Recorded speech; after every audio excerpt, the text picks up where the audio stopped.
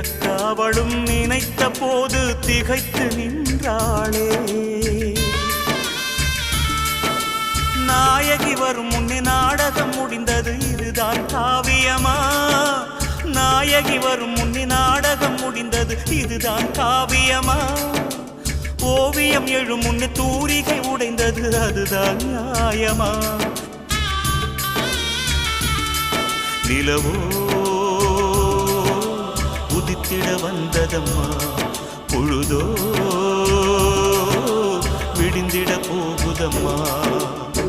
காதல் தேடி வாழ்ந்த காளை கைகூடி வந்த வேளை, பார்க்க வந்தாள் ரோஜா மாலை.